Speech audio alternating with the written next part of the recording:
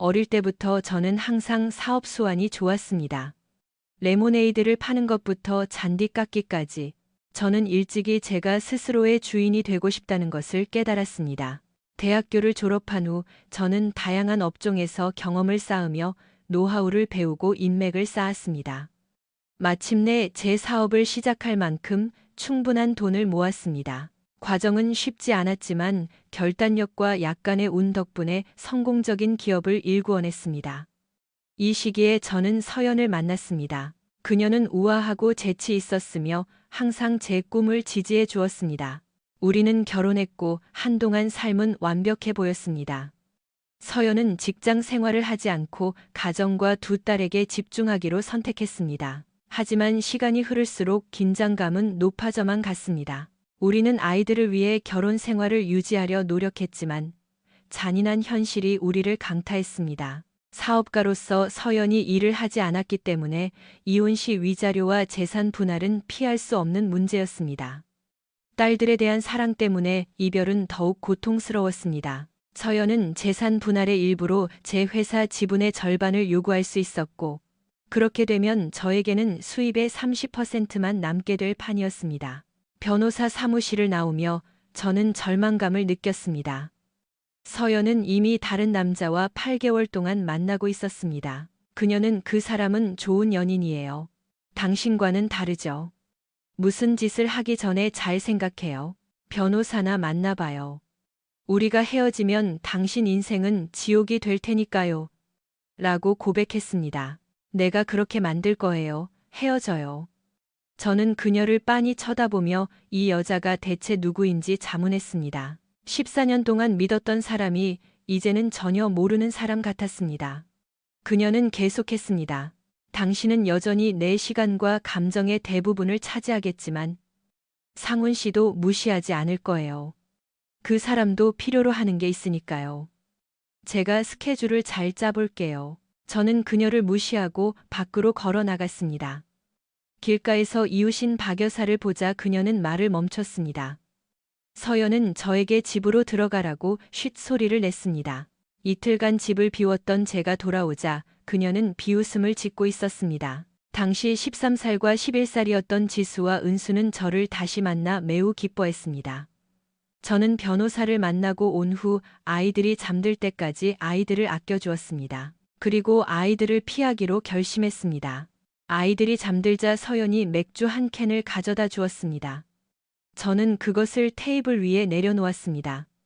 다시는 그녀가 주는 것을 마시지 않겠어라고 중얼거렸습니다.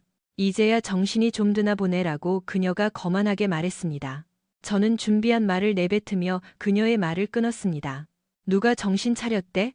제안을 하지. 나는 지수가 18살이 될 때까지 앞으로 4년 동안 이 집에 머물 거야. 지수가 성인이 되면 나는 떠날 거고 은수도 원하면 나를 따라오겠지. 어쨌든 난 떠날 거야. 그녀가 대답하기도 전에 저는 말을 이었습니다. 하룻밤의 불장난은 이미 과거가 됐어. 당신이 내일 그 사람과 헤어진다 해도 나는 당신과 같은 침대를 쓰지 않을 거야. 나는 바람 피운 사람과는 자지 않아. 나는 비어있는 방으로 옮길 거고 이 문제에 대해 다시는 논의하지 않겠어.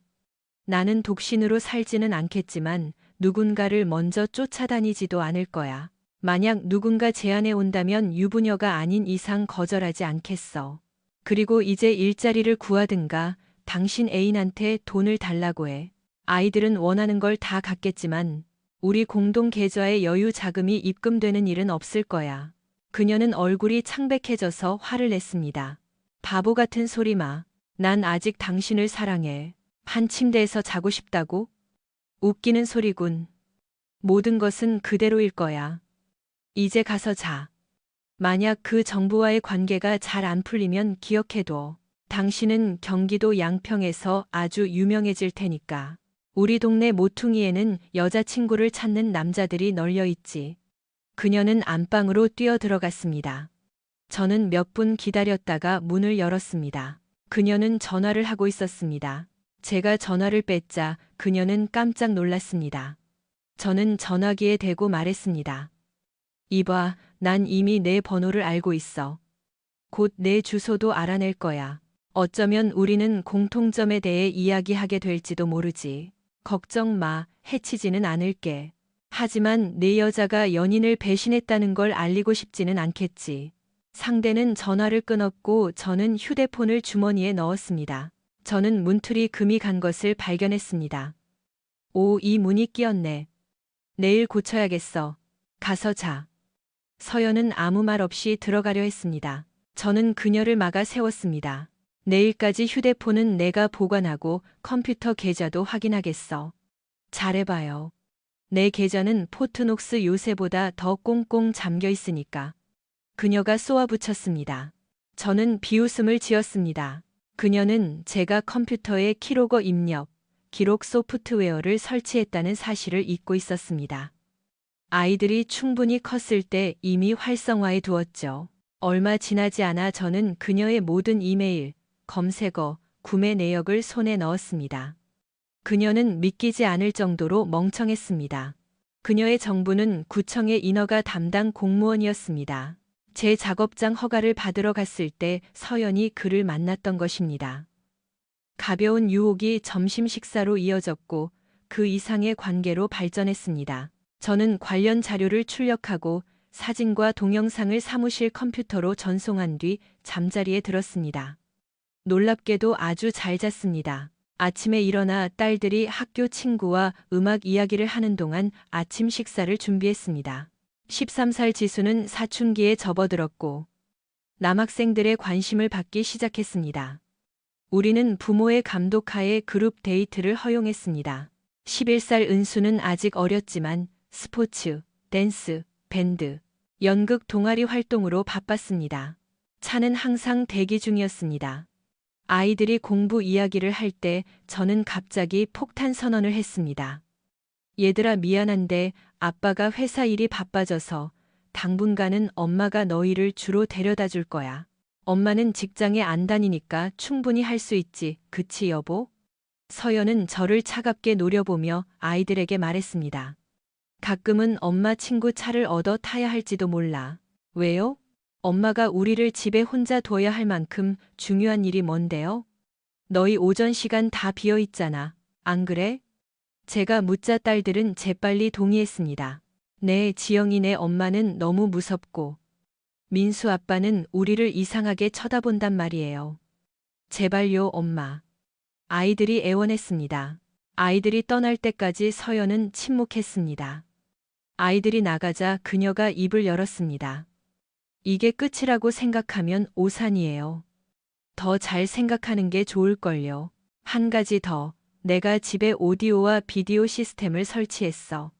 만약 당신 애인이 여기 오면 1시간 안에 모든 게 온라인에 생중계될 거야. 좋은 하루 보내. 저는 그녀에게 통보했습니다. 그녀가 대답하려 했지만 저는 이미 자리를 떴습니다. 점심시간에 저는 그녀가 카메라를 찾으려 허둥대는 영상을 확인했습니다. 물론 찾지 못했죠. 그녀가 정부와 통화하는 내용도 도청했습니다. 그 사람 정말 미쳤어. 내 카드를 다 정지시켰어. 은행 잔고는 30만 원뿐인데 오늘 전기세 고지서가 왔단 말이야. 플랜 B를 써야 할지도 몰라. 그녀가 불평했습니다. 정부는 주저했습니다. 며칠만 진정될 때까지 기다려봐. 지금 그들을 떠나면 나도 당신 남편처럼 비참해질 거야. 서서히 해야 해. 그는 조언했습니다. 그녀는 기분이 좋지 않았습니다. 사랑한다면서 이게 뭐야? 이 상황을 어떻게 해결하라는 거야? 그녀가 물었습니다. 그는 그녀를 안심시키려 했습니다. 사랑해. 하지만 우리도 체면이 있고 현실적이어야지. 배우자를 버리면 우리는 빈털터리가 돼. 천천히 하자고. 점심때나 보자. 하지만 그는 그녀의 말을 끊었습니다. 호텔비 낼 돈도 없단 말이야. 그럼 우리 집으로 와요. 그녀가 제안했습니다. 그건 좋은 생각이 아니야. 그가 말했습니다. 그는 집에 도청 장치가 설치되어 있을 수 있다며 남편이 진정될 기회를 줘야 한다고 경고했습니다. 대화는 격해졌고 통화가 끝났을 때 그녀는 혼란스러워 보였습니다. 나중에 확인해보니 그녀는 컴퓨터가 잠겨 있자 이 나쁜 놈이라고 소리치고 있었습니다. 저는 그녀를 놀려주기로 하고 전화를 걸어 빈정거렸습니다. 안녕 여보, 좋은 하루 보내고 있어? 내 컴퓨터가 꽁꽁 잠겼어. 내 휴대폰도 오늘 중으로 끊기겠지. 걱정 마. 새 휴대폰 주문했어. 내일 도착할 거야. 이 나쁜 년아. 그녀가 몇 마디 더 하기도 전에 저는 전화를 끊었습니다. 다음 날 그녀는 특정 번호 학교, 사무실, 개인 번호, 병원, 친정, 시댁, 비상 연락처로만 수발신이 가능한 보안폰을 받았습니다. 다른 번호로 걸려고 하면 30초 동안 연결이 끊기고 재부팅되는 설정이었습니다. 그녀가 정부에게 전화하려 하자 제가 다시 전화를 걸었습니다. 안녕, 휴대폰이 미리 설정된 번호로만 작동한다는 거 눈치챘지? 컴퓨터랑 휴대폰 없이는 애인이랑 연락하기 힘들 거야. 미안하지만 거짓말은 아니었습니다. 이제 시간 많으니까 일자리나 알아봐. 쇼핑하고 싶으면 아이들한테 필요한 건 내가 사주겠지만 당신 건 당신이 알아서 해. 아마 옷장에 택도 안 뗀 옷들이 수두룩할 텐데 이제 그것들이나 입으라고. 그녀가 대답하기 전에 끊었습니다. 집안 공기는 무거웠습니다. 그녀는 딸들 앞에서는 평정심을 유지하려 애썼습니다. 아이들이 잠든 후 우리는 지하실로 내려갔고 그녀는 기운이 빠질 때까지 소리를 지르고 위협했습니다. 그러고는 울기 시작했습니다. 제발 나한테 이러지 마. 진심이 아니었어. 그 사람은 그냥 스쳐 지나가는 인연일 뿐이야. 곧 질릴 거고 난 당신만 사랑해. 전에도 이런 일로 상처받지 않았잖아. 내 시간의 대부분은 당신 거야. 침대로 가서 내 사랑을 증명하게 해줘. 저는 웃었습니다. 그리고 책 한 권을 찾아냈습니다. 그 책은 불륜녀의 지침서 같은 것이었습니다. 거기에는 불륜에 대한 변명들이 적혀 있었습니다. 그냥 일어난 일이야. 우리 관계에 지장 없어. 그냥 가벼운 바람이었어. 같은 것들이죠. 당신은 이 변명들을 다 쓰고 있어. 게다가 내가 동의하지 않으면 내 세상을 파괴하겠다고 협박까지 했지. 저는 그녀의 표정이 변하는 것을 지켜보며 말을 이었습니다. 내가 당신 조건에 동의하면 나는 생활비를 대고 남편 구실이나 하면서 당신이 사업가라는 핑계로 즐기는 걸 지켜봐야 한다는 건데 그건 전혀 매력적이지 않아. 특히 당신이 먼저 오픈 매리지를 선언했으니 나도 다른 사람을 찾겠어. 매달 우리 회사에 오는 수다스러운 영업사원이 있는데 그녀에게 점심을 사주면서 우리 부부가 오픈 매리지라고 설명하면 좋아할 거야. 당신이 아이 낳고 몸매 변한 거 가지고 비아냥거린 게 상처였다며? 쇼핑몰 갈 시간에 헬스장이나 가라고 해. 제가 말하자 그녀는 충격을 받은 듯 했습니다. 왜 다른 사람이 필요해? 난 아직 당신을 사랑해. 당신이 다른 여자랑 있는 걸 생각하면 슬퍼. 저는 대답했습니다. 나는 16년 동안 충실했지만 당신에게는 충분하지 않았지. 아내가 바람 피우는 걸 방관하는 남자를 부르는 명칭이 따로 있어. 난 자러 갈게. 우리 중 한 명은 일을 해야 하니까. 제가 자리를 뜰 때까지 그녀는 히스테리를 부렸습니다. 그녀가 제 인생을 망치기 전에 저만의 계획이 필요했습니다. 저에게는 어릴 적 이웃집 아들이었던 오랜 친구가 있었습니다. 그는 사교성은 좀 부족했지만 컴퓨터 천재였습니다. 그는 가벼운 자폐 스펙트럼이 있었지만 문제 해결 능력이 뛰어났습니다. 14살 때 게임 개발을 시작해 16살 때 첫 게임을 팔았죠. 이제 30대인 그는 약 700억 원의 자산을 가졌고 제가 파티에서 소개해준 여자와 결혼했습니다. 그녀 역시 고기능 자폐가 있는 아주 아름다운 여성이었습니다. 파티에서 그녀는 그의 손을 잡고 6월 17일에 결혼하자고 청혼했습니다. 그는 고개를 끄덕이며 선언했습니다. 신사숙녀 여러분, 저희는 6월 17일에 임마누엘 교회에서 결혼합니다. 그녀는 미소 지었고 두 사람은 이야기를 나눴습니다. 제 이름은 지원이고 저희는 바로 이 파티에서 만났어요. 그게 이야기의 전부였습니다. 그녀는 그 일이 바로 그날 파티에서 일어났다는 사실을 굳이 언급하지 않았습니다. 그녀는 자신이 원하는 반지 스타일을 말했고 다음 날 그는 신용카드를 주었습니다. 그들은 8년째 함께 살고 있으며 7살 된 딸이 있습니다. 제 딸들도 그 아이를 친동생처럼 아꼈습니다. 지원과 현우의 집에 갔을 때 수진이 부엌에서 서연과 이야기하며 기다리고 있는 모습은 낯설지 않았습니다. 수진은 항상 밝게 웃으며 저를 반겨주었습니다. 그녀는 아름다운 흑인 여성이자 전직 특수부대 부사관 출신으로 2번의 파병 경험이 있고 무술 3종목의 유단자였습니다. 또한 경찰 사격팀의 멤버로 수많은 트로피를 땄습니다. 그녀는 제 회사에서 일했지만 곧 지루함을 느꼈습니다. 어느 날 지원이 사회공헌 행사를 논의하러 예고 없이 방문했을 때 제가 회의하는 동안 수진이 그녀의 말동무가 되어주었습니다. 회의가 끝났을 때 저는 직원 한 명을 잃었습니다. 수진은 지원과 현우의 저택에 있는 작은 별채로 거처를 옮겼습니다. 현우와 지원은 부유했지만 외출을 자주 하지 않았습니다. 수진은 지루함 때문에 일을 그만두려 했지만 지루함은 어떤 괴한이 그들의 딸을 유괴하려 했을 때 끝났습니다. 수진이 그를 제압했고 그 이후로 그녀는 그들의 경호원 겸 보모가 되었습니다. 가끔 제 딸들은 그들과 함께 이색적인 휴양지로 여행을 떠나기도 했지만 서연은 항상 우리가 집에 머물러야 할 이유를 찾아냈습니다.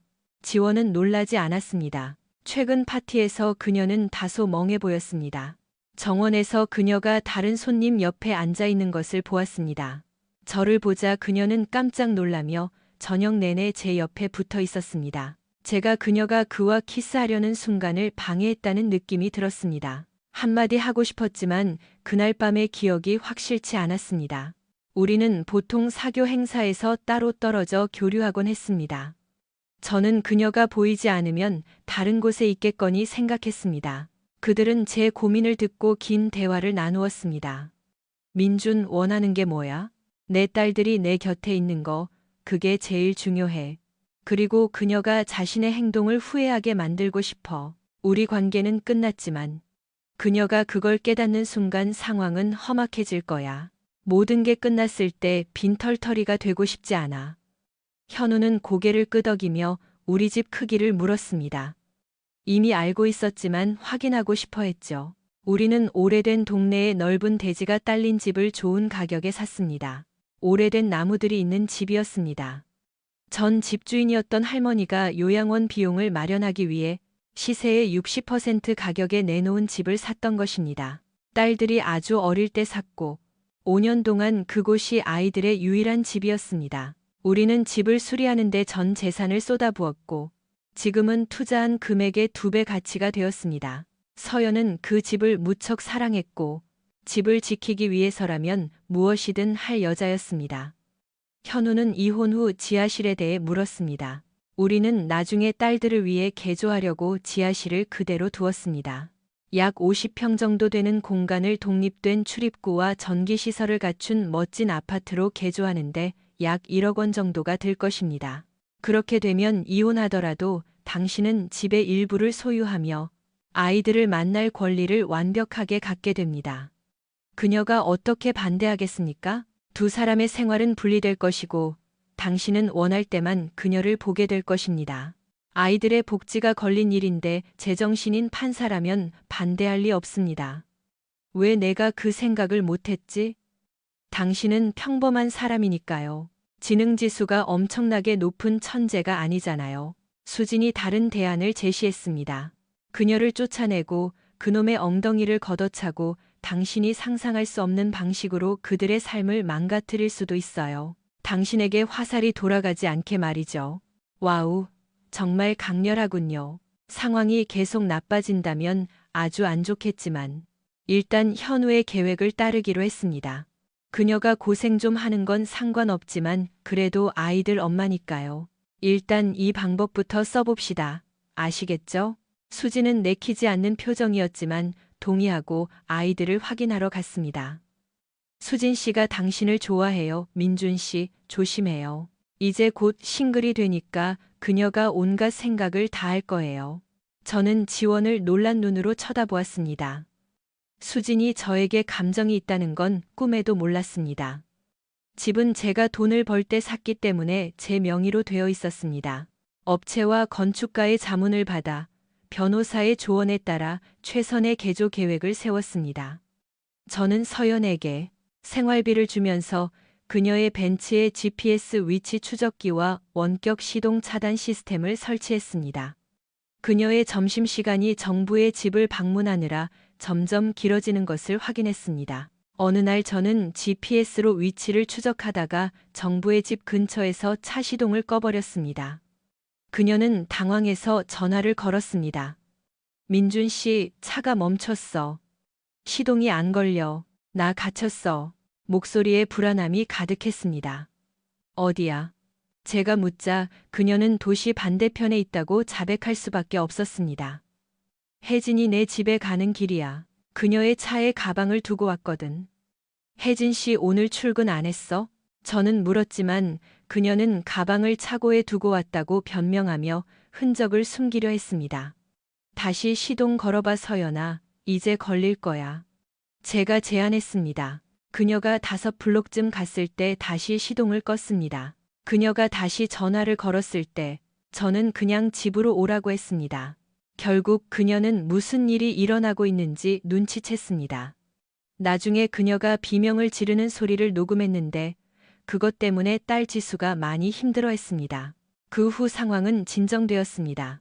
그녀가 지하실 공사에 대해 물었을 때 저는 딸들을 위해 공간을 정리할 때가 됐다고 말해 그녀가 제가 자신의 라이프 스타일을 수락한 것처럼 믿게 만들었습니다. 그녀는 제가 도청 중인 돈으로 휴대폰을 샀습니다. 문제가 생기고 있었습니다. 그들은 배우자를 버리고 제 집에서 살면서 제가 공과금을 내게 하려는 계획을 세우고 있었습니다. 제 행동이 그들의 계획을 망가뜨린 것입니다.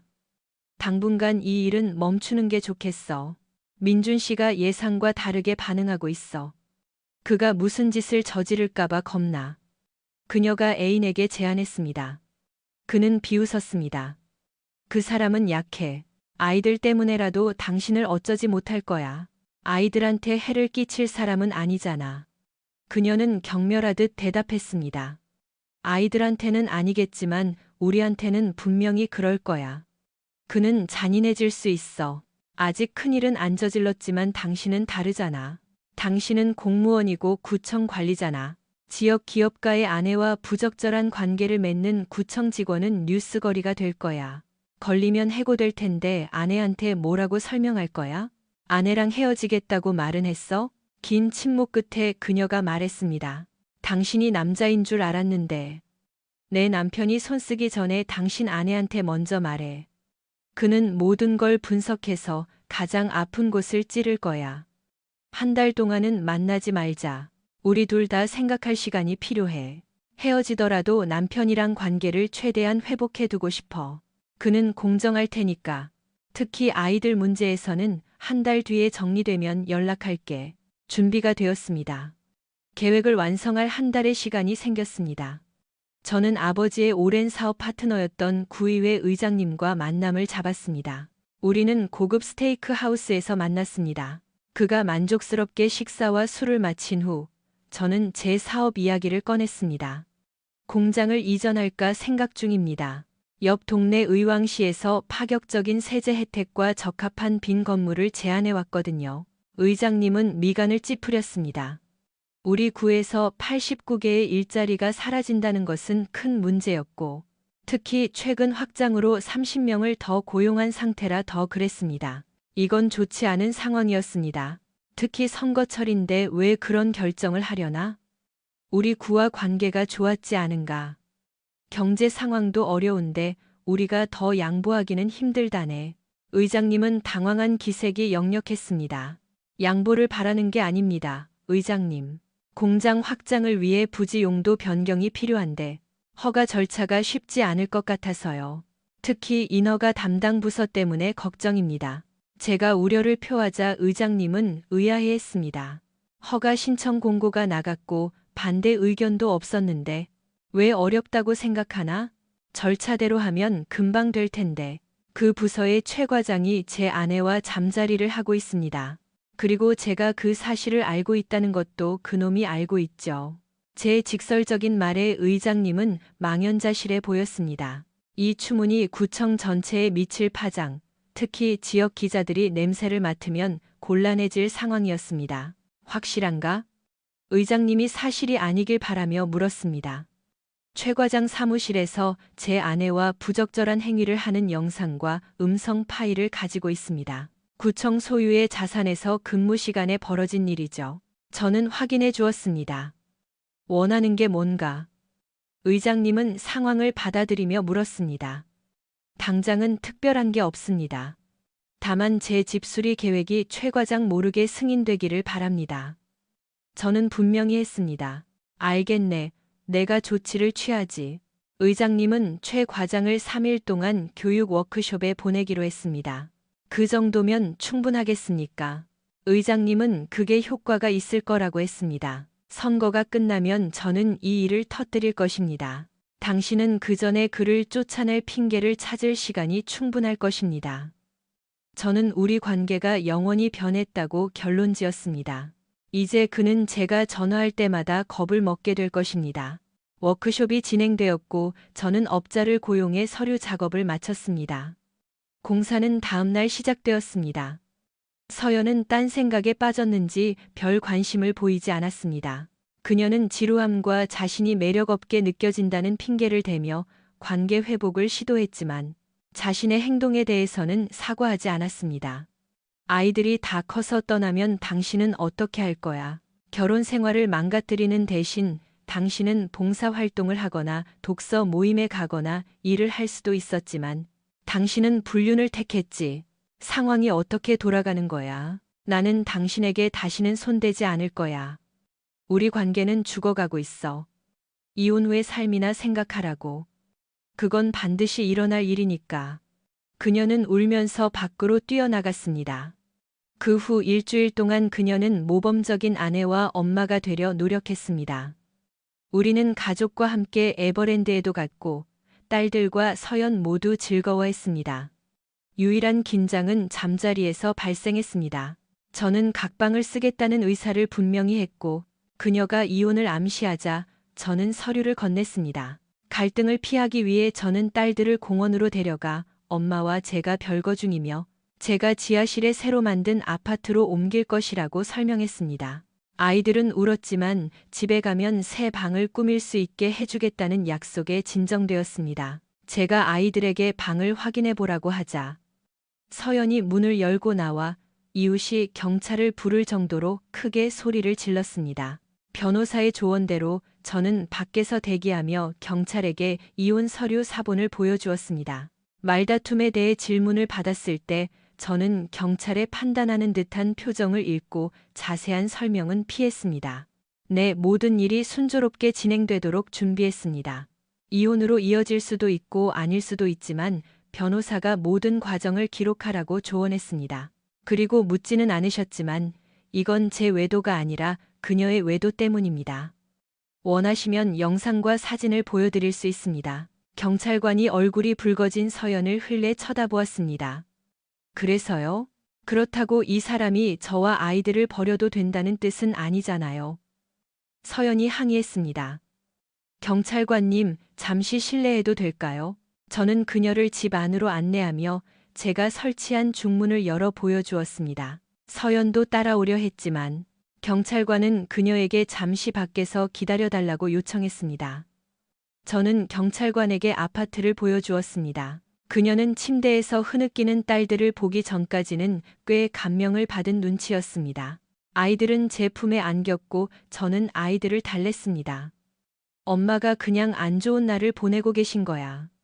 이제 좀 진정되셨죠, 경찰관님? 제가 부드럽게 말했습니다. 경찰관은 고개를 끄덕이며 딸들에게 미소 지었습니다. 아빠 말이 맞단다. 엄마가 이제 많이 진정되셨어. 아빠와 내가 엄마랑 얘기해서 엄마가 너희에게 다정하게 인사할 수 있게 할게. 밖으로 나온 경찰관이 저에게 말했습니다. 기분이 참 안 좋으시겠지만 딸들을 위해 옳은 일을 하셨네요.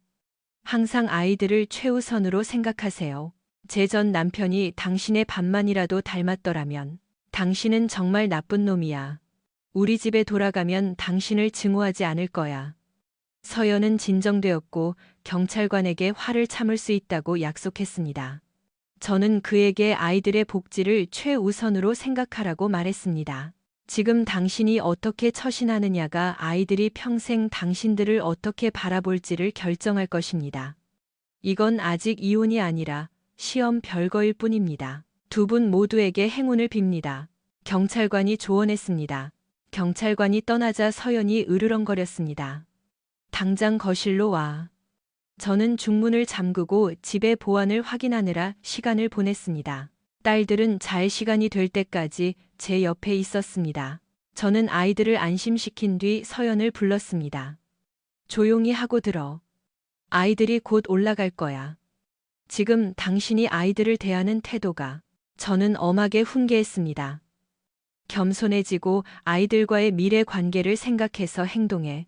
제가 전화를 끊자 아이들은 다시 전화를 걸지 않았고 그날 밤은 평온하게 지나갔습니다. 서연은 변호사를 선임해 법정에 섰습니다. 40대 중반에 지쳐 보이는 여판사가 물었습니다. 민준 씨, 왜 이혼 소송을 제기하셨습니까? 저는 대답했습니다. 제 아내가 최소 9개월 동안 다른 남자와 불륜을 저질렀기 때문입니다. 그녀는 그 관계를 끝낼 수 없다고 말했고 저보고 받아들이라고 했습니다. 저희에게는 11살, 13살 된 두 딸이 있고 아이들에게 이런 삶을 보여주고 싶지 않습니다. 필요하다면 영상과 음성 증거를 제출할 수 있습니다. 고개를 숙이고 있는 서연을 본 판사는 옅은 미소를 띠며 저를 돌아보았습니다. 별거 중이라고 들었는데 딸들과 얼마나 떨어져 사나요? 26발자국 거리입니다. 지하실을 개조해 별도의 아파트를 만들었습니다. 초대를 받지 않는 한 서로의 공간에 들어가지 않습니다. 판사는 서연을 쳐다보았습니다. 본인의 결정에 대해 깊이 생각해 보세요. 이건 시험 별거이고 나중에 화해할 수도 있습니다. 저는 이 결정을 취소하지 않을 것입니다. 90일 후에 남편은 기간을 연장하거나 소를 취하하거나 정식으로 이혼 소송을 낼 수 있습니다. 행운을 빕니다. 사무실을 나오자 서연이 물었습니다. 정말 화가 많이 났죠? 네, 하지만 그보다 슬픈 마음이 큽니다. 우리가 함께 늙어갈 줄 알았는데 이제는 그렇지 않다는 걸 알게 됐으니까요. 분노는 당신과 보낸 시간이 아깝다고 말하지만 우리 딸들 때문에 그 시간은 결코 헛되지 않았습니다. 저는 그녀가 대답하기도 전에 차에 올라탔습니다. 주차장을 빠져나올 때 그녀가 차 안에서 흐느끼고 있는 것을 보았습니다. 예전 같으면 달려가 위로했겠지만 지금은 그냥 한숨을 쉬며 차를 몰았습니다. 다음 3주 동안 우리는 한 지붕 아래 살았습니다. 그녀는 위층에, 저는 아래층에 머물렀습니다. 서연은 딸들이 제 아파트에 자기를 들여보내주지 않자 매우 속상해했습니다. 그녀는 압박을 가하려 했지만 아이들은 단호했습니다. 그날 저는 그녀의 집 문을 두드렸습니다. 그녀는 저를 보고 깜짝 놀랐습니다. 그녀가 입을 열기도 전에 저는 지시했습니다. 아이들이 우리를 위해 저녁을 준비했어. 따라 내려오고 망치지 마. 그녀는 순순히 따랐습니다. 앞치마를 두르고 요리사 모자를 쓴 딸들은 엄마를 껴안고 야외 식탁으로 안내했습니다. 아이들은 허브 구이 치킨, 구운 채소, 옥수수, 토마토 샐러드와 치즈케이크 디저트를 내놓았습니다. 서연은 아이들의 요리 솜씨를 칭찬하며 뒷정리를 도왔습니다. 은수는 그녀에게 아파트를 구경시켜 주었습니다. 지수는 주로 아래층에서 자고 은수는 주말에만 위층에서 지냈습니다. 아파트는 예전 집보다 작았기에 저는 아이들이 거실이나 제 아지트에 들어오는 것을 제한했습니다. 그곳에는 대형 TV와 게임 시스템을 연결해 두었고 금요일과 토요일에는 친구들을 초대해 놀았습니다. 대부분의 부모는 우리 상황을 알고 있었지만 언급하지 않았습니다. 몇몇 엄마들은 자기들이 끼어들어도 괜찮다는 뉘앙스를 풍겼는데 서연은 특히 딸들 앞에서 그런 행동을 하는 것에 격분했습니다. 어느 날 밤 사람들이 다 돌아간 후 그녀가 저를 몰아세웠습니다. 무슨 생각이야? 그 여자가 당신 밥 먹는데 무릎 위에 올라앉았잖아. 창피해 죽겠어. 그녀는 화가 나서 계속 말했습니다. 정말 그럴 거야? 아내가 바람 피우는 걸 들키고 온 동네 친구들이 다 알게 된 것보다 더 창피할까? 사람들이 많았고 우리 딸들도 바로 옆에 있었습니다. 제가 받아치자 서연은 충격을 받은 듯 했습니다. 그런 전개는 예상치 못한 모양이었습니다. 저는 서연과의 접촉을 피하면서도 그녀의 일상을 계속 모니터링하고 녹화했습니다. 그녀는 원할 때면 언제든 두 명의 애인을 만날 수 있었지만 3개월 동안 아무도 만나지 못해 힘들어했습니다. 자면서 우는 일도 잦았습니다. 그녀는 제가 도청 중인 휴대폰을 계속 사용했고 일반 휴대폰의 제한을 풀었습니다. 그녀는 제가 마음이 약해지고 있다고 생각했겠지만 그건 사실 우리 결혼의 끝을 의미했습니다. 결혼 생활을 정리하는 동안 선거가 끝났고 구청장이 바뀌었으며 새로운 관리자는 예산 개혁을 약속했습니다. 최 과장은 조용히 해고되었습니다. 그는 구청장의 압박에 굴복했고 의원들은 제가 넘겨준 영상을 그에게 보여주었습니다. 최 과장은 영상을 공개하고 구청을 고소하겠다고 협박했지만 의원들은 권고했습니다. 추문과 법적 문제를 피하기 위해 추천서 없이 자진 퇴사하게. 안 그러면 우리 모두 곤란해져. 자네는 이 분야에서 다시는 일자리를 구하지 못할 거야. 교훈을 얻고 떠나게. 의원들의 조언에 최 과장은 선택의 여지가 없었고 지역신문도 그의 퇴진을 기사화하지 않았습니다. 그는 기본적으로 증발했습니다. 서연이 분노와 후회가 섞인 목소리로 전화를 걸었습니다. 꼭 그렇게까지 해야 했어? 그 사람 아이들도 있는데 어떻게 먹고 살라고? 당신이랑 잠자기 전에 그 생각을 했어야지. 아이들이 불쌍해서 그래. 하지만 그 사람 아내는 이제 좋은 직장이 생겼고 양육비로 잘 살 거야. 그 여자 전업주부였잖아. 서연이 믿기지 않는 듯 물었습니다. 아니야. 회계사 자격증이 있어서 지역 회사에 바로 취업했어. 제가 말하자 그녀는 의심스럽게 물었습니다. 6년 동안 일 안 한 사람을 누가 써줘? 내가 썼지. 저는 대답하고 끊었습니다. 최 과장의 아내인 미니 씨는 항상 미소를 짓는 아담하고 예쁜 여자였는데 세상이 무너지는 경험을 했습니다. 이제 어떡하죠? 이게 우리 집 유일한 수입이었는데 아이들은 어떻게 키우죠? 그녀가 떨리는 목소리로 물었습니다. 큰애는 학교에 가고 3살짜리는 제품에 기어올라 간지럼을 태우고 있었습니다. 저희 회사에서 일해볼래요? 제가 그렇게 나쁜 사장은 아니라고 들었습니다. 원치 않으시면 그냥 도와드리기만 할게요. 그가 당신을 배신한 건 제 잘못은 아니지만 책임감을 느낍니다. 이 제안은 아무런 조건이 없습니다. 당신에게 아무것도 강요하고 싶지 않아요. 우리 애들은 이미 다 커서 알지만 그래도 상처를 깊이 받았어요. 저는 고통을 줄이려 노력 중이지만 완전히 지울 수는 없네요. 떠나고 싶다면 이해합니다. 남편을 지지하고 싶다면 기도해 드릴게요. 하지만 이번이 처음은 아닐 겁니다. 이런 정보를 드려야 해서 미안합니다. 이혼을 결심하시면 증거 수집을 도와드릴게요. 저는 아이를 껴안으며 울음을 참는 그녀를 뒤로하고 떠났습니다. 3일 후 그녀가 목매인 소리로 전화를 걸었습니다. 제가 따져 묻기 전까지 자기가 해고된 것도 바람 피운 것도 말하지 않았어요. 그는 입을 닫고 있었죠. 그래서 제가 말했어요. 계속해봐. 그 사람은 쉽게 접근 금지 명령을 내리고 당신을 감옥에 보낼 수 있어. 그는 도망쳤고 그 이후로 보이지 않았습니다. 제가 계좌에 돈을 다 썼기 때문에 그는 빈털터리입니다. 당신은 나에게 무슨 일이 일어나고 있는지 말해줬고 아기로 그런 건 아니었죠. 뭐 전부는 아니더라도요. 우리 애들은 부양이 필요하고 제게는 3개월치 생활비밖에 없어요. 아직 채용 제한 유효한가요?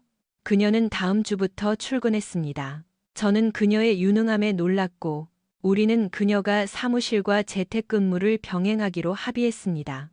덕분에 육아도 수월해졌습니다. 직원들도 제 책상에서 서연의 사진이 사라지고 제 딸들 사진으로 바뀐 상황을 이해했습니다. 단 한 명을 제외하고 모두가 조심스럽게 위로를 건넸습니다. 미스 정은 서연을 몹시 싫어했는데 서연이 자기가 저를 유혹하려 한다고 오해해 회사 파티에서 소란을 피웠기 때문입니다. 미스 정은 눈물을 흘리며 떠났고 저는 다음날 아침 서연과 마주했습니다. 돌이켜보니 그 일은 최 과장과의 불륜이 시작된 직후였습니다. 저는 서연에게 미스 정에게 사과하지 않으면 경제적 지원을 끊겠다고 위협했습니다. 그녀는 사과했고 둘은 서로 포옹했지만 마치 찌를 곳을 찾는 듯한 표정이었습니다. 미스 정이 제 사무실로 들어왔습니다. 저는 비웃음을 지었습니다. 사장이 마음만 먹으면 나를 해고할 수도 있겠지만 그 마녀보다는 낫다고 생각했습니다. 그 여자는 사장님이 없을 때 여자 직원들에게 아주 잔인했거든요. 누가 사장님을 먼저 차지할지 보자고요. 저는 카지노 딜러 출신이라 좋은 패를 쥐면 승산이 있습니다. 저는 로맨틱 영화와 프랑스 요리, 그리고 따뜻한 오일 마사지를 좋아합니다. 미스 정은 자신감 넘치는 레드 계열 머리색의 날씬한 몸매였고 회사 규정을 어기지 않으면서도 시선을 끄는 옷차림을 할 줄 알았습니다. 그녀는 저보다 12살 어렸고 성실한 남자친구와 진지하게 만나고 있었습니다. 그녀는 나중에 신부 입장을 시켜주겠다며 신혼여행도 도와달라고 했기에 진심이 아니라는 걸 알았습니다. 저도 장난으로 맞받아쳤습니다. 우리 둘뿐이니까 나도 동참하지. 당신 거실 카펫이랑 커튼 색깔이 어울리는지 늘 궁금했거든. 그녀는 낄낄거리며 문으로 달려가더니 돌아보며 말했습니다. 잘 어울릴 거예요. 하지만 난 이미 카펫을 치워버렸어요. 매끄러운 바닥이 더 좋거든요. 김 대리가 물었습니다. 믿지 못하시겠다면 다음에 만날 때 미스 정이랑 이 문제를 논의해보기로 약속했죠. 그녀의 웃음소리가 복도에 울려 퍼졌고 저는 하루 종일 미소 지었습니다. 저는 조금 유해졌고 다른 여직원들도 그것을 느꼈습니다. 분명 미스 정이 제 이야기를 퍼뜨렸을 것입니다. 저에게 슬픈 일이 있을 때마다 누군가 저를 즐겁게 해주려 노력했습니다. 60세인 비서 아주머니가 저에게 털이 긴 카펫에 대해 어떻게 생각하느냐고 물었을 때는 상황이 좀 걷잡을 수 없게 되기도 했습니다. 그 사이 서연은 애인도 남편도 없이 친구들과 점심이나 먹으며 비참하게 지냈습니다. 제가 서연의 가장 친한 친구가 자신의 집을 서연의 불륜 장소로 빌려줬다는 사실을 폭로해 그 친구의 결혼 생활을 거의 파탄낼 뻔한 뒤로 친구들도 그녀를 멀리하기 시작했습니다. 한 달 후 저는 집에서 무릎을 꿇고 이야기 좀 하자는 서연을 발견했습니다. 잔인하게 대할까 생각했지만 대신 거실로 안내했고 그녀는 경계하며 따라왔습니다. 저는 맥주를 권했고 그녀는 고개를 끄덕였습니다. 제가 한 잔을 따라주자 그녀는 유심히 살폈습니다. 이게 뭐야? 진짜 수입 맥주야. 싫으면 다른 것도 있어. 당신 난폭해진 거야? 그녀가 의심스럽게 물었습니다. 아니, 그냥 양보다 질을 선택하기로 한 것뿐이야. 저도 맥주를 한 모금 마셨습니다. 이제는 12캔들이 한 박스를 비우는데 2주일이나 걸립니다. 딸들은 탄산음료나 열대 과일 주스를 더 좋아했습니다. 당신은 어때? 왜 와인을 더 마시지 않아? 제가 묻자 그녀는 얼굴을 붉히며 자백했습니다. 맞아, 외로움을 달래려고 마셨는데 이제는 줄였어. 왜 외로워? 나가서 즐기지 그래? 그녀는 충격을 받은 듯 했습니다. 그게 더 기분 나쁘지 않아? 적어도 우리가 함께였을 때는 당신도 그랬잖아. 이제 헤어졌고 그 사람도 이혼 중이니까 덜 창피하겠네. 제가 받아치자 그녀는 고개를 숙였습니다. 우리는 오랫동안 함께하지 못했어. 최 과장이 반대편 끝 동네로 이사한 거 알아. 수입도 예전보다 훨씬 줄었고 양육비 대기도 힘들대. 그녀가 계속했습니다. 당신이 생각보다 훨씬 많은 걸 알고 있다는 거 알아. 그 사람이랑 있었던 걸 생각하면 이제 구역질이나. 다시 할 수 있다면 그를 절대 쳐다보지도 않았을 거야. 그는 내가 지불한 대가에 비하면 아무 가치도 없는 사람이었어. 그는 당신에게 아무것도 요구하지 않았지. 당신이 그를 나에게 소개하고 내 모든 걸 뺏겠다고 협박했잖아. 내가 동의하지 않으면 말이야. 제가 반박하자 그녀가 흐느끼기 시작했습니다. 그 모습에 화가 났습니다. 그만해 서연아. 눈물로 해결될 일이 아니야. 원하는 게 뭐야? 그녀는 결연한 표정으로 저를 바라보았습니다. 당신이 돌아오길 바라. 우리가 다시 가족이 되길 원해. 공허함 대신 사랑받는 느낌을 받고 싶어. 내 약속이 당신에겐 아무 의미 없겠지만 제발 잘못을 바로잡을 기회를 줘. 그녀는 한숨을 쉬며 일어났습니다. 생각해봐. 지금 당장 대답을 바라진 않아. 한 번만 안아줄 수 있어? 그녀가 아주 연약해 보이는 목소리로 물었습니다. 저는 그녀를 안아주었고 그녀는 제 어깨에 기대어 울었습니다. 그녀는 고맙다고 인사하고 떠났습니다. 저는 지수가 저녁 메뉴 뭐예요? 라고 물을 때까지 소파에 앉아 있었습니다. 저는 냉장고 근처에 서 있는 남자들에게 손가락질하며 한 명 골라봐라고 농담했습니다. 지수는 은수를 불렀고 둘은 치킨, 피자, 햄버거 사이에서 고민하다가 결국 찜닭을 선택했습니다. 원하면 엄마도 불러서 같이 먹어. 제가 제안했습니다. 은수는 위층으로 달려가 서연과 함께 내려왔습니다. 둘은 한참 티격태격하다가 제가 빨리 안 시키면 늦는다고 주의를 주자 멈췄습니다. 아이들은 영화 한 편을 빌려와서 저녁 먹고 아지트에서 같이 봐도 되냐고 물었습니다. 저는 제 샐러드를 먹으며 아이들이 서로의 음식을 뺏어 먹는 평범한 광경을 지켜보았습니다. 은수는 닭다리를 맛있게 뜯었습니다. 저녁 식사 후 우리는 가죽 소파에 나란히 앉았습니다. 아이들은 저희 사이에 끼어 앉았습니다. 아이들이 고른 로맨틱 코미디를 보며 제가 웃음을 터뜨리자 은수가 조용히 하라며 제 옆구리를 찔렀습니다. 영화가 끝나기도 전에 두 딸은 저희에게 기대어 잠이 들었습니다.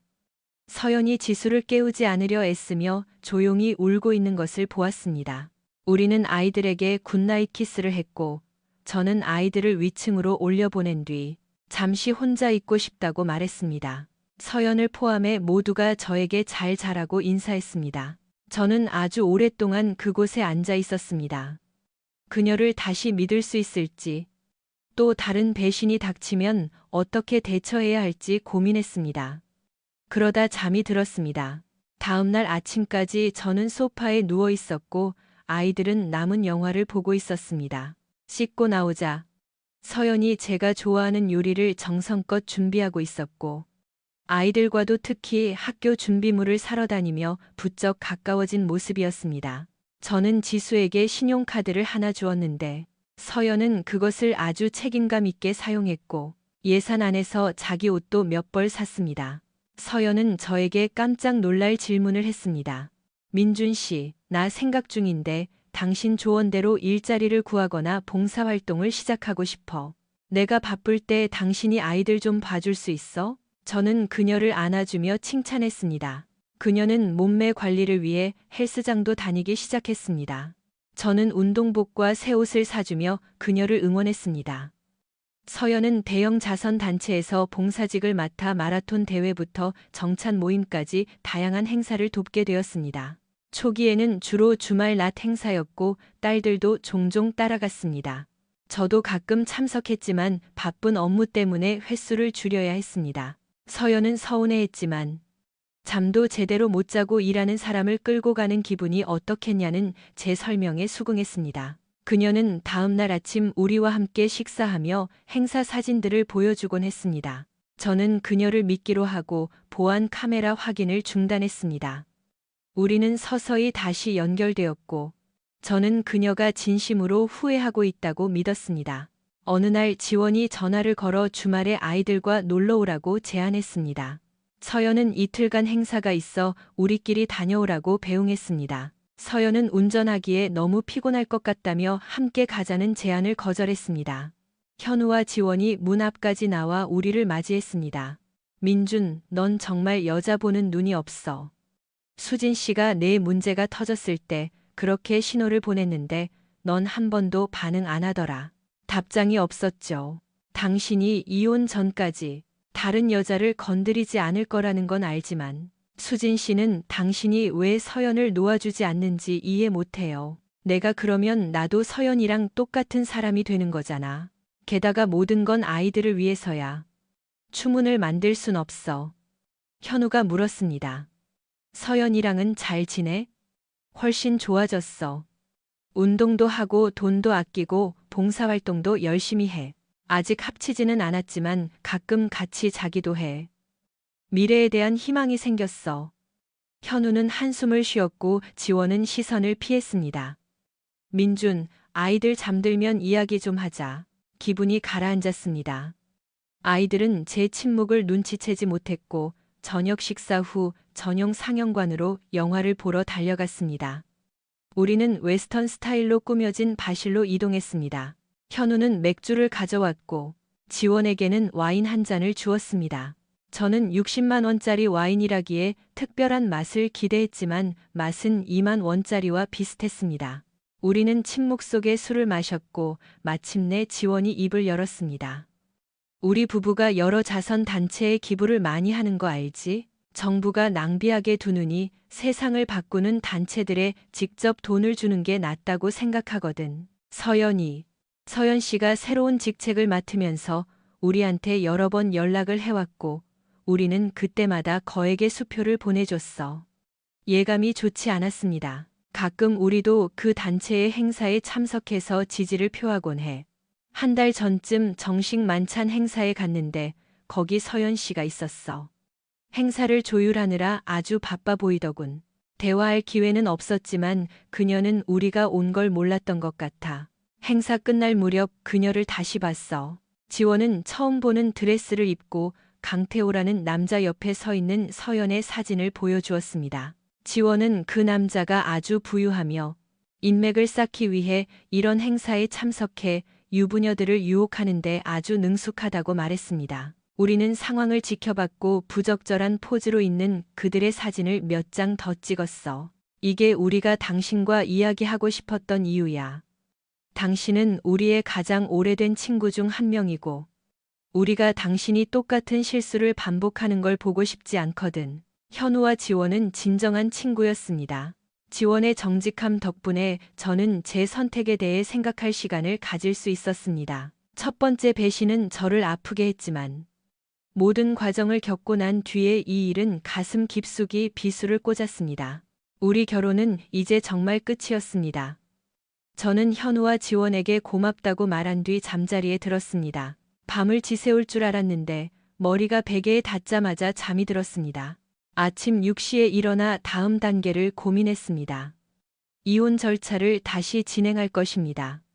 월요일에 변호사에게 전화해 시작할 것입니다. 서연이나 아이들에게 언제 말할지는 모르겠지만 시간을 낭비하지는 않을 것입니다. 지수가 졸업할 때까지는 지하실에서 살 것이고 제가 이사할 때 은수도 함께 갈 것입니다. 서연이 조금이라도 현명하다면 아이들을 위해 제안에 동의하겠지만 그녀는 원래 합리적인 사람이 아니었죠. 시간이 말해줄 것입니다. 다음 이틀 동안 우리는 아이들이 노는 모습을 지켜봤습니다. 지원의 집에는 말 6마리가 있는 마구간이 있었습니다. 저는 큰 동물들이 조금 무서웠지만 그 말들은 순하기로 유명했습니다. 현우는 말 알레르기가 있어서 지원, 수진, 아이들 그리고 저만 승마를 하러 갔습니다. 지원은 그들이 좋아하는 호숫가에 소풍 자리를 마련해 두었습니다. 현우는 낚싯대를 챙겨와 합류했고 우리는 돌아가기 전 몇 시간 동안 낚시를 즐겼습니다. 호수에는 물고기가 가득했습니다. 우리는 손맛만 보고 물고기를 다시 놓아주며 즐거운 시간을 보냈습니다. 낚시를 하는 동안 사업 이야기도 나누었습니다. 제가 회사를 세우는데 현우의 도움이 컸습니다. 시작은 제가 지원을 위해 설계한 특수 샤워벽이었습니다. 그녀의 건조한 피부 개선을 위해 제가 만든 것이었죠. 수자원 시스템 전문 토목 기술자로서 저는 비누 거품과 로션이 섞인 물을 분사하고 진동과 펄스 기능을 갖춘 벽면 노즐을 설계했습니다. 수압, 온도, 진동, 강도. 로션의 온도는 터치스크린으로 조절 가능하며 가족 구성원마다 프로필을 저장할 수 있었습니다. 이 샤워벽은 지원과 그녀의 친구들 사이에서 데이트를 쳤고 7건의 주문이 바로 들어왔습니다. 현우는 제가 디자인 특허를 내고 회사를 설립하는 것을 도와주었습니다. 우리는 작은 공장을 빌려 직원 2명을 고용하고 맞춤형 샤워벽을 설치하기 시작했습니다. 부유한 고객들은 이 시스템에 열광했고 곧 배우, 운동선수, 가수뿐만 아니라 전직 영부인 2분도 고객이 되었습니다. 5성급 호텔들은 스위트룸에 이 시스템을 설치하기 시작했고 스포츠 구단들은 라커룸용 대형 설비를 요구했습니다. 현우는 국제 특허를 확보해 주었고 우리는 저작권을 침해한 프랑스와 포르투갈 업체들을 상대로 소송에서 승리했습니다. 이혼 시 서연으로부터 회사를 보호하기 위해 저는 지분을 현우에게 매각하고 상당한 수익을 올렸습니다. 저는 여전히 관리자로서 높은 급여를 받으며 일하고 있었습니다. 이혼 과정에서 저는 서연에게 위자료와 양육비 청구를 포기하는 조건으로 재산의 60%를 제한할 계획이었습니다. 아이들을 위한 신탁 계좌도 따로 마련해 두었습니다. 그녀는 집과 약 10억 원을 아이들이 18살이 된 후에 받게 될 것이며 제가 그때까지 모든 공과금을 낼 것입니다. 다만 그녀가 저와 재결합하는 일은 없을 것입니다. 변호사는 제가 너무 관대하다고 생각했지만 저는 결국 딸들을 생각했습니다. 서연은 집과 총 30억 원 상당의 자산을 갖게 될 것입니다. 저는 이혼 서류와 함께 메모를 남겼습니다. 서연아, 당신이 교훈을 얻었을 거라 믿고 용서하려 했어. 하지만 내가 틀렸던 것 같네. 아주 유리한 조건을 제시하니 잘 받아들여. 서류에 사인하고 각자의 길을 가자. 아이들이 성인이 될 때까지 공동 양육을 할 거야. 나는 지수가 18살이 될 때까지 별채에 살 것이고, 은수는 16살이 되면 어디서 살지 스스로 결정하게 할 거야. 변호사에게 서류를 보내. 바보같이 굴어서 변호사비로 돈 다 날리지 말고 그 돈 네가 챙겨. 당신의 앞날의 행운을 빌어. 다만 나를 신원 보증인으로 쓰지는 마. 당신의 새 남자 강태호의 아내에게도 같은 사진들을 보냈어. 이건 상간남 소송 사유가 되고 유능한 변호사라면 당신이 받을 위자료를 다 뺏어올 수도 있을 거야. 그녀가 너무 가혹하지 않길 빌어. 저는 서류에 사인할 필요를 느끼지 못했습니다. 서연은 애원하고 매달렸지만 소용없었습니다. 제발 서연아, 그 지긋지긋한 불륜 변명들 좀 그만해. 넌 다른 사람을 원했고 그걸 얻었잖아. 난 당신의 대체용 보험이 되고 싶지 않아. 다 끝났어. 이제 그만해. 아이들을 힘들게 하지 말고 서류에 사인해. 아이들이 다 크면 난 떠날 거고 우리는 결혼식이나 돌잔치 때나 보게 될 거야. 그녀는 울다가 화를 냈습니다. 그녀의 변호사는 현명하게도 합의를 받아들이라고 조언했습니다. 그녀는 서연에게 자신이 최고 중 한 명이며 최고는 비용이 만만치 않다는 점을 강조했습니다. 내가 당신 생각보다 더 많이 받아낼 수도 있겠지만 그게 그럴 가치가 있을까요? 남편분은 당신의 2번의 외도 증거를 모두 가지고 있어요. 우리나라는 유책 배우자에게 엄격합니다. 남편분이 당신을 간통으로 몰아붙이면 당신은 훨씬 적은 돈만 받게 될 거예요. 서연은 정신적 학대를 이유로 맞고소하며 제가 수진, 민희와 불륜 관계라고 주장했습니다. 하지만 최 과장의 전처인 민희는 명예훼손으로 맞고소하겠다고 위협했고 수진도 경고했습니다. 수진은 결과가 감당 안 될 테니 당장 멈추라고 서연을 위협하며 심각한 보복을 암시했습니다. 이제 서연은 궁지에 몰렸습니다. 이 일이 끝나면 내가 그년을 가만 안 둘 거야. 수진은 서연에게 말했습니다. 민준 씨는 좋은 사람이고 나는 아직 아이를 가질 수 있을 만큼 젊어. 조심하는 게 좋을 거야. 수진은 황당해하는 서연을 뒤로하고 가버렸습니다. 다음 날 서연은 소를 취하했습니다. 몇 주 후 제가 모르는 여성이 제 이혼 문제를 논의하고 싶다며 회사로 찾아왔습니다.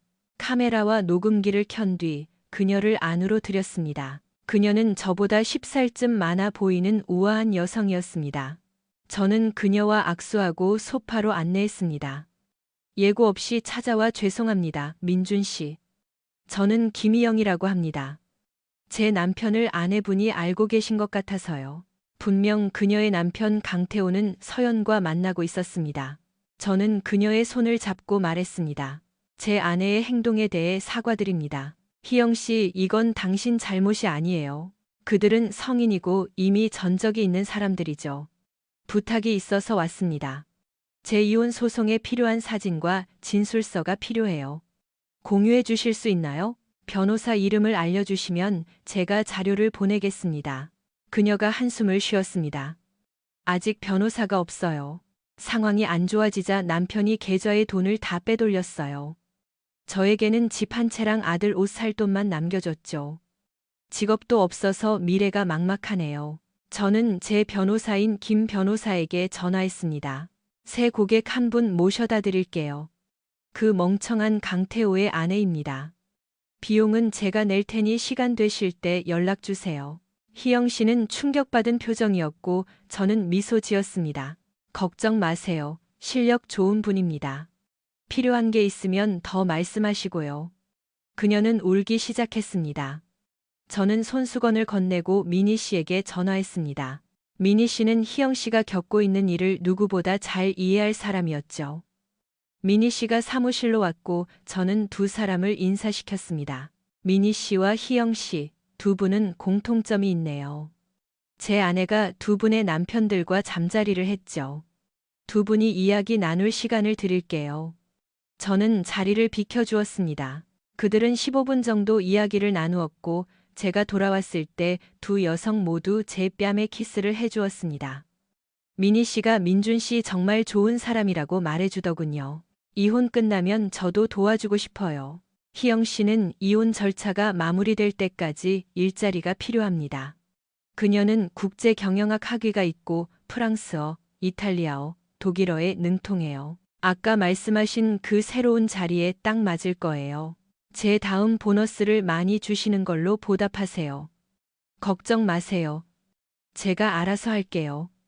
제가 말했습니다. 미니 씨의 도움에 감사하며 서연은 분노를 터뜨렸습니다. 당신 제정신이야? 이건 복수야? 나를 쓰레기 취급하면서 이 여자들을 도와줘? 정말 미치겠네. 난 이미 참을 만큼 참았어, 서연아. 입 닥쳐. 안 그러면 제안 다 취소하고 당신이 한 푼이라도 더 가져가려고 발버둥 치게 만들 테니까. 당신이 이 여자들의 인생을 망쳤어. 이건 다 당신 잘못이야. 이제부터 내 변호사를 통해서만 이야기해. 딸들도 필요한 게 있으면 나한테 말할 거야. 알겠어? 그녀는 울기 시작했지만 저는 단호했습니다. 여보, 이거 하나는 확실히 해두지. 이혼 도장 잉크가 마르기도 전에 나는 다른 사람을 찾을 거야. 아이들에게는 긍정적인 롤모델이 필요하니까. 가서 다른 결혼 생활이나 한두 개 더 망치든가.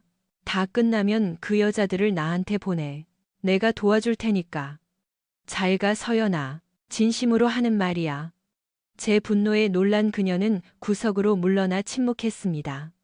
저는 문도 닫지 않고 그 자리를 떠났습니다. 딸들은 이 상황을 싫어했습니다. 제가 아이들을 설득해 주말을 엄마와 보내게 하기 전까지 3주 동안 아이들은 엄마를 보지 않았습니다. 엄마는 여전히 너희 엄마고 너희를 사랑해. 너희를 못 봐서 엄마가 너무 힘들어해. 정 힘들면 돌아와도 돼. 가족을 위해 한 번만 노력해보자. 은수가 한숨을 쉬었습니다. 갈게요. 하지만 아빠가 틀렸어요. 엄마는 우리를 배신했어요. 아빠를 배신한 것처럼요. 우리는 예전으로 돌아갈 수 없어요. 사랑해요, 아빠. 아이는 저를 꽉 안아준 뒤 떠났습니다. 요즘 아이들은 참 영리하면서도 삶에 지쳐 보입니다. 저는 가족 상담을 고려했습니다. 서연이 항복하기까지 11개월의 시간과 6억 원의 비용이 들었습니다. 그녀는 서류에 사인하기 전 1시간 동안 대화할 기회를 달라고 했습니다. 저는 전화로 말했습니다. 무슨 말을 한다고 달라질 게 있어? 사과한다면 받아주겠지만 아니면 그냥 사인이나 해. 더 이상의 심판은 없었습니다. 은수는 이제 12살이 되었고 눈부신 미녀로 자랐습니다. 지수는 15살인데 모델 같은 외모를 가졌죠. 호숫가 파티와 제 아지트에서의 모임은 계속되었습니다. 다른 엄마들은 자기 아들들을 눈여겨보느라 바빴고 서연은 단 한 번도 모임에 참석하겠다고 제안하지 않았습니다. 저는 지수가 대학에 갈 때까지 공과금을 내주었습니다. 집은 팔릴 것이고 수익금은 절반으로 나눌 것입니다. 서연이 아껴 쓴다면 여생을 편히 보낼 만큼의 돈이 될 것입니다. 이혼 서류가 정리되기도 전에 미니 씨가 저에게 다가왔습니다. 저는 부드럽게 그녀를 막았습니다. 정말 그러고 싶지만 당신은 제 직원이고 그럼 상황이 곤란해질 수 있어요. 그럼 저 그만둘게요. 5초 안에 사직서 써올 수 있어요. 그녀가 농담 섞인 진담을 했습니다. 저는 웃었습니다. 당신 이 일을 정말 사랑하잖아요. 저만큼 월급 주는 사람 없을걸요. 은행원이랑 결혼하면 되죠. 뭐, 그녀가 놀렸습니다. 그럴 수도 있겠지만 시간이 좀 걸릴 거예요. 제발 다시는 그러지 마세요. 어쩌면 멋진 프랑스 남자를 만날 수도 있잖아요. 저기 어딘가에 당신을 위한 피에르나 장이 있을 거예요. 제가 제안했습니다. 미니 씨는 결국 다른 회계사를 만나 행복해졌습니다. 희영 씨도 제 조언대로 프랑스 남자를 만나 우리 회사의 유럽 지사장이 되어 니스나이로 떠났습니다. 이것이 인생이죠. 저는 9개월 동안 몇몇 여성을 만났지만 진지한 관계는 아니었습니다. 현우와 지원이 저를 응원해 주었습니다. 딸들을 만나러 갔을 때 우리는 즐거운 시간을 보냈습니다. 수지는 이제 떠날 때가 됐다며 일을 그만두었습니다. 조금 섭섭했습니다. 이혼 13개월 후 서연은 봉사활동 중에 만난 남자와 약혼했습니다. 불륜과 이혼 소동 이후 자선단체에서 그녀가 떠나주길 바랐고 그녀는 그렇게 했습니다. 그 남자를 몇 번 만났는데 그는 꽤 괜찮은 사람 같았습니다.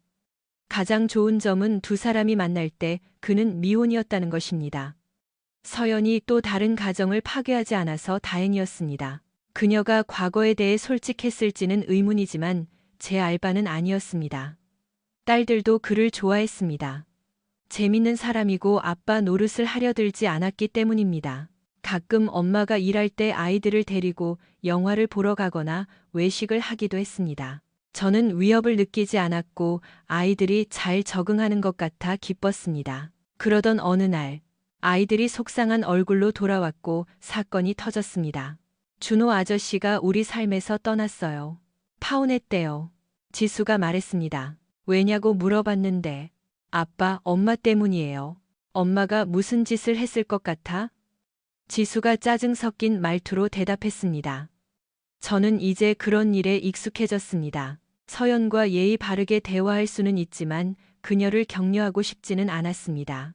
모든 감시 장치를 철거했지만 다시 설치하고 싶은 유혹을 참아낸 제 자신이 대견했습니다. 이혼 17개월 후 집에 돌아오니 수진이 딸들을 방문하고 있었습니다. 지수는 당시 16살이었습니다. 저는 지수의 기념비적인 첫 차로 지프 사륜 구동차를 사주었습니다. 10대 소녀들이 원하는 차들보다 훨씬 안전하기 때문이죠. 은수가 저에게 달려와 안겼습니다. 아빠, 수진 언니가 우리랑 캠핑 가고 싶대요. 우리 가도 돼요? 은수가 들뜬 목소리로 물었습니다. 수진 씨가 캠핑 가는 건 상상도 안 가는데. 제가 웃으며 대답했습니다. 내 아이들을 유괴해서 나를 혼자 두려는 거야? 제가 농담했습니다. 당신도 같이 가면 되잖아요. 10살부터 16살 사이의 여자의 구명을 관리하려면 일손이 필요해요. 수진이 답했습니다. 당신 실력이면 식은 죽먹기일 텐데. 군대 캠프처럼 딱딱 정리할 거 아니었어? 제가 말하자 수진이 웃었습니다. 같이 가요, 아빠. 짐꾼이랑 요리사가 필요하단 말이에요. 휴가 가서까지 우리더러 일하라고 할 건 아니죠? 지수가 미소 지으며 거들었습니다. 아이들이 온라인으로 캠핑 장비를 구경하는 동안 저는 피자를 주문했습니다. 수지는 여행 전까지 며칠에 한 번씩 들러 상황을 체크했습니다. 저는 아이들에게 눈을 감고도 텐트를 칠 수 있을 때까지 연습을 시켰습니다. 수지는 종종 참석해 부모님의 지능과 엄마의 외모를 물려받은 지수의 솜씨를 지켜보았습니다. 저는 서연과 몇 달째 대화하지 않았습니다. 그녀는 집에 몇 명의 남자들을 들였고 그럴 때마다 딸들은 저희 집에서 지냈습니다. 어느 날 그녀가 딸들 문제로 이야기하고 싶다며 전화를 걸어왔습니다. 저는 문을 열어 그녀를 맞이했습니다. 내 딸들을 선동해서 나랑 등 돌리게 하지 마. 수진 하는 소리 이제 지긋지긋해. 서연이 요구했습니다. 저는 웃음을 터뜨렸습니다. 애인이 한 트럭이나 있는 분 입에서 나올 소리는 아닌 것 같은데. 딸들이 모를 것 같아? 내일에 간섭하지 마, 서연아. 안색이 안 좋네. 헬스장이나 가고 머리도 좀 새로 해. 자기 관리 좀 하라고 최소한 아이들을 위해서라도. 자, 이제 됐지? 애들한테 잘해주고 나 좀 가만 내버려둬. 저는 돌아서며 대꾸했습니다. 수진이 차를 멈춰 세웠고 딸들은 그녀를 보고 환호했습니다. 통제광 같은 그녀가 얼굴을 붉히는 모습이 재미있었습니다. 왜 그랬어요? 수진이 물었습니다. 저는 미소 지었습니다. 늘 해보고 싶었던 일인데 생각보다 훨씬 통쾌하네요. 다시 한번 해보고 싶을 정도예요. 저는 대답했습니다. 우리는 저녁을 먹었고 아이들이 들어간 후 뒷정리를 했습니다. 수지는 준비하는데 그렇게 오래 걸리는 일이 어떻게 그렇게 즐거울 수 있냐는 눈빛으로 저를 쳐다보았습니다. 같이 가요, 아빠. 짐꾼이랑 요리사가 필요하다고요. 설마 우리가 휴가 가서 일하길 바라시는 건 아니죠? 지수가 덧붙였습니다. 아이들이 온라인 쇼핑을 즐기는 동안 저는 피자를 시켰습니다. 수지는 여행 날짜가 다가올 때까지 수시로 들렀습니다. 그녀는 아이들에게 눈 가리고 텐트 치기 훈련을 시켰습니다. 지수는 엄마를 닮은 외모와 아빠의 영리함을 뽐내며 훈련에 열중했습니다. 저는 몇 달간 서연과 연락을 끊었습니다. 그녀는 남자를 집으로 불렀고 딸들은 그때마다 저와 함께 있었습니다. 어느 날 그녀가 딸들 이야기를 하자며 찾아왔습니다. 내 딸들 선동하지 마. 수진이라는 여자 얘기 좀 그만 듣게 해달라고. 그녀가 쏘아붙였습니다. 저는 비웃었습니다. 애인을 줄 세워 만나는 분이 하실 말씀은 아닌데 애들이 모를 것 같아? 내 인생에서 신경 꺼 서연아. 얼굴이 말이 아니네. 헬스장이나 다시 다니고 머리도 좀 만져. 애들 보기 창피하지도 않아? 자, 좋은 하루 보내고 다신 보지 말자. 저는 그녀를 무시하고 걸어갔습니다. 수진이 차를 세우자 딸들이 박수를 쳤습니다. 항상 침착하던 그녀가 쑥스러워하는 모습이 보기 좋았습니다. 방금 그건 뭐였어요? 수진이 물었습니다. 저는 미소 지었습니다. 항상 원했던 일이었고 상상보다 더 대단했어요. 한 번 더 해서 꿈이 아니라는 걸 확인하고 싶네요. 저녁을 먹고 아이들이 집으로 들어가자 저는 그릇을 닦았습니다. 수지는 그렇게 공들인 일이 끝난 게 아쉬운지 저를 바라보았습니다. 수지는 지수와 친구 2명을 자신의 오프로드 차량에 태웠습니다. 지수는 친구 2명을 태우고 운전했고 은수도 친구를 태웠습니다. 저는 짐을 가득 실은 지원 차량을 몰았습니다.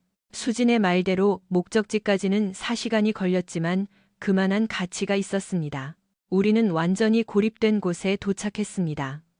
화장실에 가려면 30분을 걸어가야 했기에 아이들은 그냥 야생동물이 된 기분을 즐겨야 했습니다. 수진이 지휘봉을 잡고 명령을 내리자 순식간에 텐트 사동이 세워졌습니다. 저는 음식을 멧돼지 방지용 통에 넣고 아이스박스를 차 안에 잠그는 임무를 맡았습니다. 수지는 텐트 주위에 기피제를 뿌렸습니다. 이어 제가 숯불 그릴을 조립했습니다. 점심때가 되니 모든 준비가 끝났습니다. 준비해온 차가운 전체 요리와 음료로 점심을 먹었습니다. 딸들은 수영복으로 갈아입으며 호수를 보고 낄낄거렸습니다. 저는 선착장으로 가서 가장 큰 폰툰 보트, 평저선 열쇠를 받고 1시간 동안 안전교육을 받았습니다. 보트는 18인승이라 9명의 소녀와 성인 2명이 타기엔 충분했습니다. 다음 날 아침 우리는 아침 식사를 만들었습니다. 수지는 큰아이들에게 업무를 분배했습니다. 소시지 굽는 냄새가 진동하는 동안 저는 오믈렛에 넣을 피망, 양파, 햄을 썰었습니다. 수지는 커다란 무쇠팬에 신선한 블루베리를 넣은 메밀 팬케이크를 구워냈습니다. 배불리 먹고 나서 우리는 흔적도 남기지 않고 뒷정리를 마쳤습니다. 수지는 아이들에게 낚시하는 법을 하나하나 가르쳐 주었습니다. 모두가 물고기를 잡았고 우리는 수많은 사진을 찍었습니다. 아이들은 명품샵이나 쇼핑몰에 가고 싶다는 넌짓이 비쳤습니다. 우리는 점심시간 전까지 한가롭게 산책을 하다가 선착장으로 돌아왔습니다. 수지는 아이들에게 운동화를 신고 수영복 위에 반바지와 티셔츠를 입으라고 강요했습니다. 아이들은 투덜거렸지만 곧 식당에 간다는 사실을 알고 기뻐했습니다.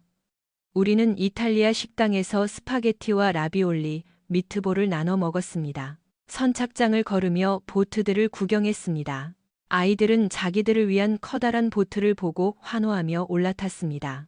수진이 구명조끼를 입히자 또다시 투덜거림이 터져 나왔습니다. 우리 초보 운전자가 있으니 조심해야지. 수진이 웃으며 말했습니다. 안전을 위해 우리는 보트가 충분히 안정될 때까지 천천히 움직였습니다. 아이들은 웃고 즐거워했습니다. 수진은 호수 너머로 소리를 지르며 기분을 냈습니다. 저는 아무 말도 하지 않았습니다. 우리는 경치가 좋은 작은 만의 산을 내렸습니다. 보트의 미끄럼틀을 타고 물속으로 풍덩 빠지는 놀이에 아이들은 열광했습니다. 2명씩 짝을 지어 비명을 지르며 내려갔습니다. 수영을 못하는 한 아이가 주저하고 있자 수진이 구명조끼를 입혀 함께 미끄러져 내려갔습니다. 둘 다 즐거워 소리를 질렀습니다. 많은 얕고 해변이 아름다웠습니다. 우리는 보트를 정박하고 땔감을 구해 불을 피웠습니다. 곧 소시지와 마시멜로를 굽기 시작했습니다. 수지는 음료를 마시며 아이들 중 막내인 미나를 살뜰히 챙겼습니다. 나중에 보트에 앉아 물에 발을 담그고 있을 때 저는 수진에게 고맙다는 뜻으로 뺨에 키스했습니다. 미나를 도와준 것에 대해서요. 당신은 정말 좋은 엄마가 될 거야. 제 말에 수지는 눈시울이 붉어지더니 물속으로 뛰어들어 헤엄쳐 갔습니다. 나중에 돌아온 그녀를 도와 짐을 정리했습니다. 내가 당신 기분 상하게 했어? 그렇다면 미안해. 걱정스러운 제 말에 그녀는 가볍게 고개를 저으며 미소 지었습니다. 아니요, 기분 나쁘지 않아요. 그냥 지금까지 나한테 그런 말을 해준 사람이 아무도 없어서 그랬어요. 고마워요. 그녀가 부드럽게 답했습니다. 그녀는 제 뺨을 만졌습니다. 틀린 말 한 거 아니에요.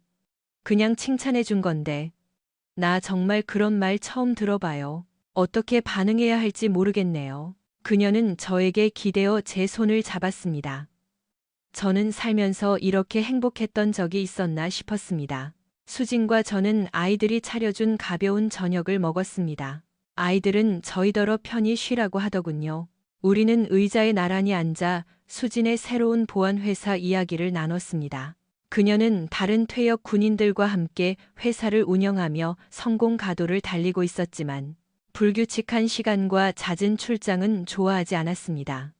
저는 회사를 매각한 이야기를 들려주었고 그녀는 꽤 놀라워했습니다. 별로 아쉽지는 않아. 처음엔 친구를 돕기 위해 시작한 일이었고 현우와 지원이 많이 밀어줬지. 그들은 정말 좋은 친구들이지만 난 그 일을 사랑하지 않았어. 돈은 나에게 큰 의미가 없어. 그저 우리 가족과 딸들을 돌볼 수 있을 정도면 충분해. 수진이 한숨을 내쉬었습니다. 당신이 내색은 안 하지만 서연 때문에 정말 많이 상처받았다는 거 알아요. 저도 예전에 결혼했었죠. 남편이 내 동반자라고 믿었지만 파병에서 돌아왔을 때 그는 이혼을 통보했어요. 내가 친한 친구라고 믿었던 여자랑 바람이 났고 그녀는 임신 6개월이었죠. 내가 집에 올 때까지 기다렸다가 말하는 그가 너무 잔인하게 느껴졌어요. 수진이 이런 이야기를 한 적이 없어서 저는 충격을 받았습니다. 마음이 아팠지만 서연을 겪으며 고통을 통제하는 법을 배운 터라 이해할 수 있었습니다. 저녁이 준비될 때까지 우리는 그렇게 기대어 누워 있었습니다. 딸들이 그릴 사용법을 잘 알고 있어서 다행이었습니다. 수진과 제가 설거지를 하는 동안 아이들은 모닥불 주위에서 노래를 불렀습니다. 아무도 없는 어두운 밤하늘 아래 앉아있는 기분은 최고였습니다. 아이들은 생일 선물로 보트를 사달라고 졸랐고 저는 흔쾌히 그러겠다고 했습니다. 오랫동안 느껴보지 못한 행복을 느끼며 저는 미소 띤 얼굴로 잠이 들었습니다. 캠프장을 깨끗이 정리하고 우리는 멋진 추억을 안고 돌아왔습니다. 지수는 수진의 차를, 다른 아이가 제 차를 몰았고 수진은 제 옆자리에 앉았습니다. 우리는 말없이 손을 잡고 달렸고 마침내 수진이 입을 열었습니다. 오랫동안 생각해왔어요. 민준 씨. 나는 당신을 사랑하고 당신과 결혼하고 당신의 아이를 더 낳고 남은 인생을 당신과 보내고 싶어요. 만약 당신이 반대한다면 나는 이대로 떠날 거고 당신은 다시는 나를 보지 못할 거예요. 참고로 사랑해요. 당신 기분은 어때요? 생각 좀 해볼게요. 내 생각 다 했어요. 내일 당장 반지 사러 가요. 그리고 집도 알아보고 당신 전처의 지하실에서 신혼생활을 시작할 수는 없으니까요. 준비되면 아이들도 상담센터에 데려가 봐요. 알았죠? 아, 그리고 정식으로 묻겠습니다. 수진 씨, 나랑 결혼해 줄래요? 그녀는 눈물을 흘리며 침묵하다가 누군가에게 문자를 보내더니 차를 세우라고 했습니다. 그녀는 차에서 뛰어내려 저를 끌어냈습니다. 지수가 휴대폰을 보더니 문자를 읽어주었습니다. 작전 성공. 용사들이여 수고했다. 아, 이건 내가 보면 안 되는 거였는데. 수지는 저를 껴안았습니다. 저는 컴퓨터를 끄며 한숨을 쉬었습니다. 오늘은 제 60번째 생일이자 마지막 근무일입니다. 저는 많은 돈을 벌고 은퇴합니다. 은수는 MBA를 따고 현우의 회사에서 일을 시작해 결국 글로벌 CEO가 되었습니다. 지수는 교량 전문 엔지니어가 되어 전 세계를 누비고 있습니다. 그녀는 훌륭한 파트너를 만나 두 딸을 입양했습니다. 제 유일한 친손주인 은수의 아이들은 지수의 언니를 통해 알게 된 엔지니어와 결혼해 잘 살고 있습니다. 제 상념은 두 쌍둥이 딸과 함께 들어오는 아내에 의해 깨졌습니다. 아이들은 곧 고등학교를 졸업하고 각자 다른 대학에 갈 예정입니다. 수진의 말이 맞았습니다. 우리는 갈색 눈의 아름다운 아이들을 가졌습니다. 수진은 우리 결혼식 날 은퇴했고 임신하면서 자신의 보안회사 지분을 팔았습니다. 현우의 사업 제국은 거대하게 성장했고 수진의 통찰력은 중요한 경영 결정에 큰 도움이 되었습니다. 수진은 제가 사진첩 만드는 것을 도와주었습니다. 6월 17일 지원이 신부 들러리를 서고 9명의 들러리들이 함께했던 결혼식 사진에서 멈췄습니다. 16살, 13살, 10살이었던 9명의 소녀들은 우아한 드레스에 군화를 신고 작전 성공이라는 팻말을 들고 있었습니다.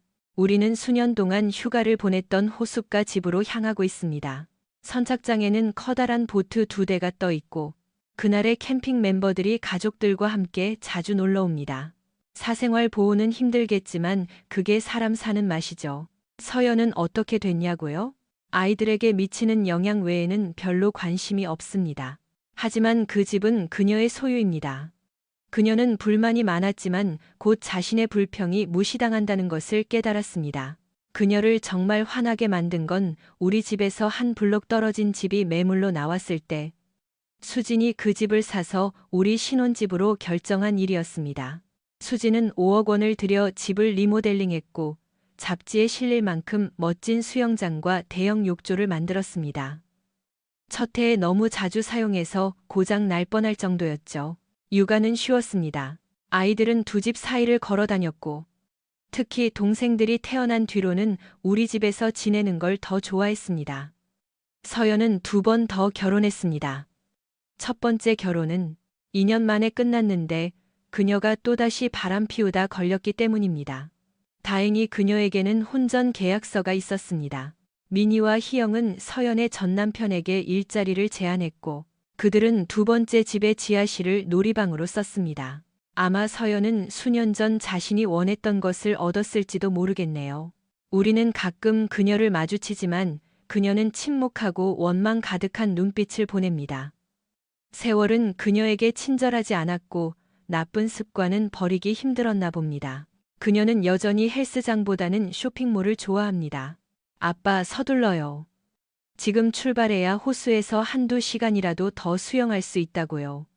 저는 웃으며 짐 상자를 들고 가족과 함께 밖으로 걸어 나갔습니다. 제 인생의 가장 멋진 여정을 시작하기 위해서 말입니다.